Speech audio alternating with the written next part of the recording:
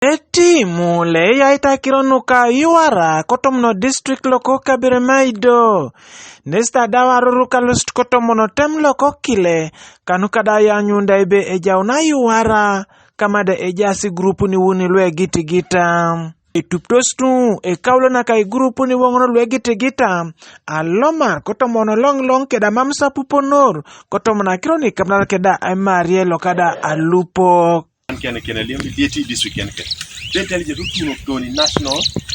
security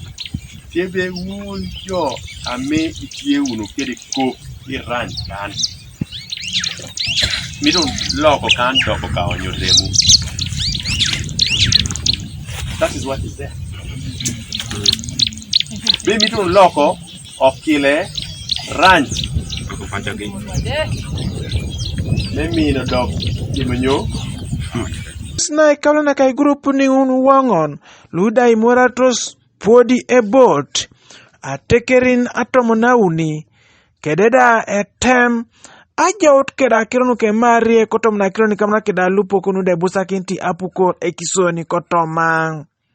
onye LC5 loko district loko kabire maido Victor Rex ekes lada jay kotom na urinet kana ngesa buko limda busa kinti tunga aigang akironi kamnara kideda apol ko wan bedo kede gero kede lilo kede nyo yana wan bedo lila sade de kom dongo da waro kato wamano no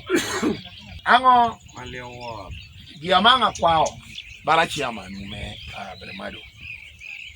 en wan yuto ne joyo ko kano be wan romo no bedo piny noko no yamo yen ko nadi wano tieno lole kede jo mogo me arabo gwanga pat me oko oi ba a joko surowa dona wano bedo nukane pode bot tekerin to mi adeka keda puganda rekitie kan kosodi loko la rapolo ne cholongo loko district loko kabire maido kwape LC5 Albert Anthony Ejoku ngesta buko limda ebe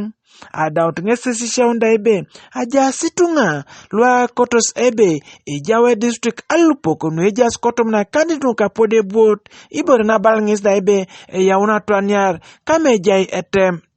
kusodi erionget loka pode bot ne pipeke da itunga luko kwa wiri jingo sama ango lam to dongo damri yomri peko na ngekani ayami without fear is that gentleman in his approach the kilo politics he kida paka tuno ango gete ti mere derede omi otero motion council jakete kesbere no ngiyo be district gamloboni now in ngara cheli be gamlobi would your pain do hodi ngara cheli be jamno tiko papa which is which engar ni loketem ne sakoto tia pukore kisoni ido ichetunga loko kwap kese balas debe araibore ne rono kanuka itunga aisimik apukore nakada ekisoni segawa ngis dadawa esumonkin ebering ngese kotai morkede ngarno ko luki grupun kalui wangono wegiti gitalu tete keny agwo tight ne dolite pero ajaun ko solida anapakina ajaun kotomnotem lokada Okileng Michael Onyinge TV East, Kokabirmaido District.